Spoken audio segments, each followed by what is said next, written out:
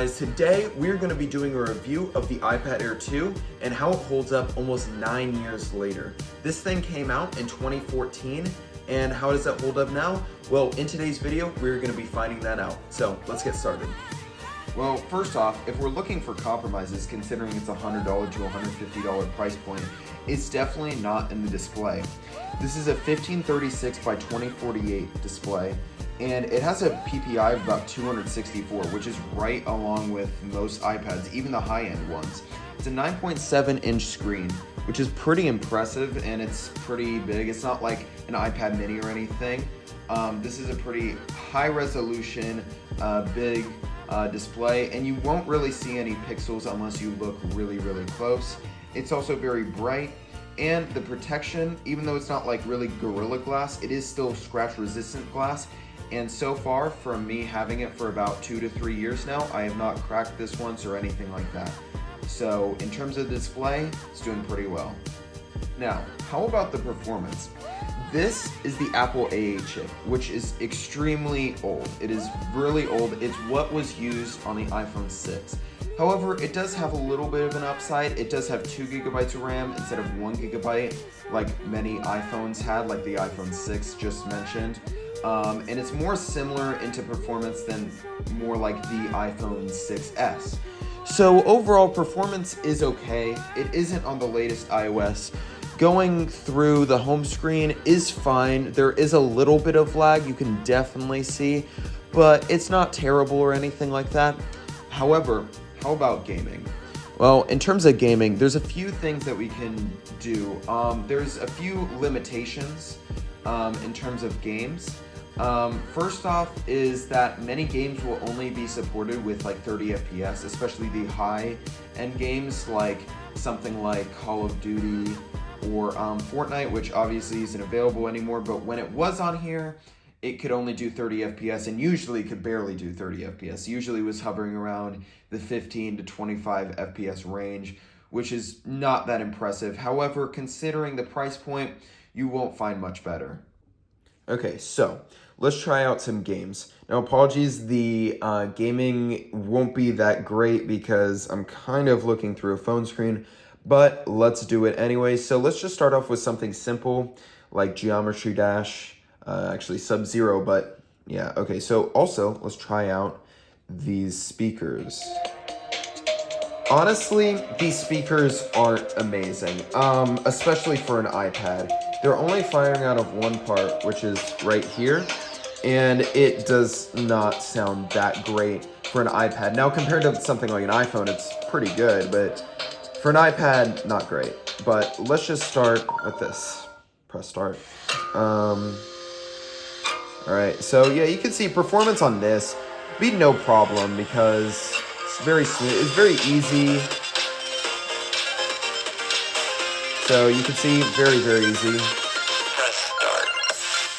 Yeah, the speaker's not great, but everything else performs great on here. Basically 60 FPS. So, yeah, that's one game. Now let's try out a little bit of a newer game, because Geometry Dash is basically like the easiest game ever to play. This probably should also have no problem, though. It's a very easy to run game, but it is a little bit newer, so that's a little bit of a difference. Once again, yeah, so, okay, let's see here. Ooh, yeah, that's rough. Actually, that's a little bit worse than the iPad 2, which is, maybe it's just because it's getting, yeah, okay, no, it is actually still pretty bad. Like, it's, you can see that lag now. I mean, it's not bad right now, but it was. Yeah, there's a decent amount of lag in this. I'm actually kind of surprised. Wow, that's kind of unplayable. I mean, there will definitely be a disadvantage for people who are wanting to play this. Like, if you have that, like, low of performance. Yeah, this isn't amazing. Yeah, wow, that's a lot of lag. I mean, you can see there's frequent lag. It's obvious, okay, it's playable. It's just that you will have, like, a disadvantage compared to people who have a higher-end iPad or iPhone. Something that's newer. with a better chip. This isn't running too great at all. Yeah, that has a lot of lag. I'm not too impressed with the iPad Air 2 in that. But let's try with Minecraft. Now, if it can't run that, then it probably can't run Minecraft. Not sure. I guess we'll see.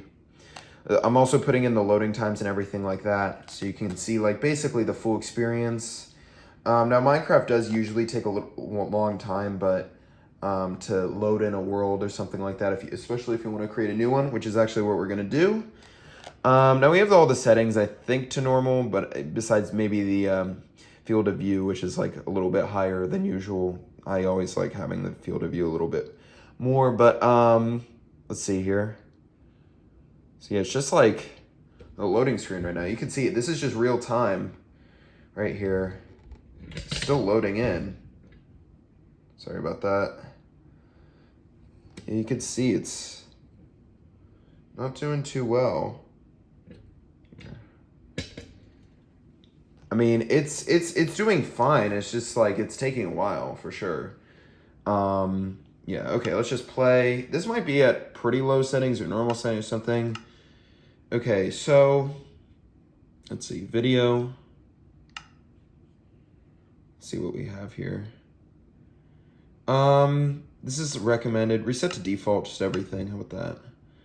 And I think we'll be all good there. Okay. Let's see. All right. Survival, normal. Everything's just completely normal in here. Okay. Let's see how long this takes to load. Okay, so yeah, this is just just completely real time. I don't want to like cut or anything like that because I do want to show you like the actual experience with this iPad. Okay, seem to stop moving or anything like the whole. Really hope it doesn't freeze up or anything like that, but I guess we'll see. Yeah, okay, so yeah, I just want to keep this in real time. Don't want to cut or anything like that. So, okay, there we go. It's taking a little bit, but it's actually, it's moving pretty fast. It's just, Minecraft does take a long time to just generate anything, honestly. Worlds, because it's just, it's basically just unlimited world.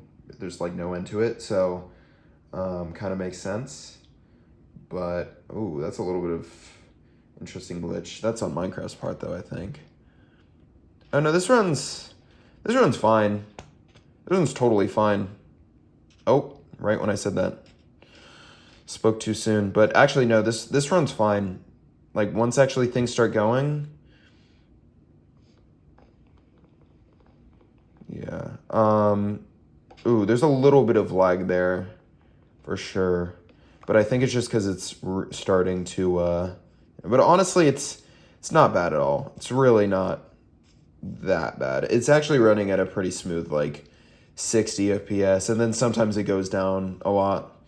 But that's when I think it's loading in new chunks and things like that. But right now, actually, once it actually starts to stabilize, it's totally playable. It's totally fine. This is 100% playable. Minecraft, no problem. I mean, obviously, this is a little bit of an older game, but it is still running it very well. Let's try to load in some new chunks here. So let's move a little bit. Okay, it's loading a little bit of new chunks. Okay, I don't want to really swim in the water. Let's see. Okay, so yeah, but this is running actually now totally fine. There was a little bit of frame drops in the beginning, but now, yeah, it's loading in new chunks and stuff like that. It's fine. It's not bad at all. It's 60 FPS, maybe a couple of drops to 30 or 40, but honestly, attacking pigs, going in the water, yeah, it's working fine. So Minecraft, no problem. Some newer games though, like Ball Blast and things like that, will have a little bit of issue for sure. Now, this is probably one of the least important parts of an iPad, but let's talk about this camera. So this camera is an 8 megapixel camera, and it's fine. Honestly, it's not bad. And even for now, like, I think the lowest end iPads still have this camera. Like, yeah, it's totally fine. There's no problem with this. Sure, it's mediocre photos, but what do you expect from an iPad? This is one of the best you'll get from an iPad or any kind of tablet. Totally fine. It actually does have HDR, things like that. So honestly, not bad at all. It'll get the job done. Good colors, not great detail. A low amount of noise, though in darker environments, obviously. You know what to expect. This is just a basic, okay, mediocre camera, 5 out of 10. I mean, you really can't get more of a basic camera than this. Now, on the front, I believe this is a 1.2 megapixel camera.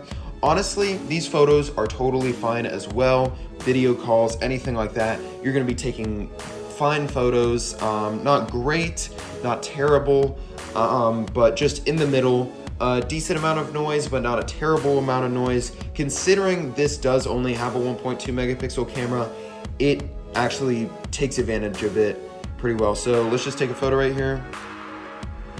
And you can see it's fine. It's not great, but it's not terrible either. It's not like the worst thing in the world. So yeah. In conclusion, is this tablet worth it? Well, there's a few things to keep in mind. First off, this is not on the latest iOS, iPadOS, whatever. This is not on the latest. It's a couple of generations old, but generally this will play 95 to 100% of the games, maybe at a slightly lower refresh rate, but generally this actually is pretty good with gaming, as shown with Minecraft and as shown with Geometry Dash. It did struggle a little bit with some of the newer games, but it did do pretty well in the end with that. In terms of the home screen performance, in terms of web browsing, stuff like that, it'll do the job. It won't be amazing, it won't be terrible though. So it's just, you have to lower your expectations a little bit considering this is a $150 tablet. Considering this is a $150 tablet, what other options do you have? Well, not too much. You can go out to a, Kindle Fire 10 HD, which will be pretty good. However, you won't have the Play Store unless you, download an APK or something like that. The performance is probably pretty similar to this, and it is a little bit newer. However, the cameras on the Amazon Fire I know are a lot worse. So there's a few things to keep in mind. Also, this will still be supported with security updates, I believe, for the next couple of years. I know I've gotten a few of these already. Also, it will be supported with more accessories. Now, Amazon does have a lot of accessories for their tablets. However, these are generally a lot cheaper. So as an example, I got this keyboard case for really cheap. I actually highly recommend it. So overall, this is a tablet that I would say does some things right, does a lot of things wrong in 2023. However, I would say there's not too many options in the price point. If you want something newer, I would recommend checking out something like an Amazon Kindle Fire tablet, or maybe some sort of newer like iPad, and just bump up your price a little bit just because it will last a little bit longer. So maybe just the current generation lowest base iPad, because that has the newest software. It will have the newest software for the next 3 to 4 years, and it will play games a little bit better. This, if you really want to save money, I guess, then you can go with this. However, I won't fully recommend it. This thing is starting to get old. It is almost 9 years old, which is insane to me that this even does anything well. But honestly, it exceeds my expectations in a lot of ways considering how old this thing is. So anyways, that's about it.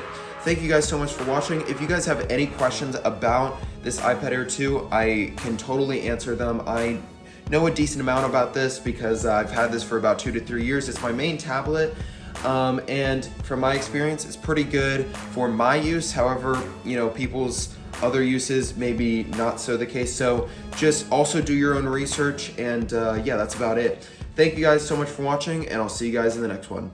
Peace.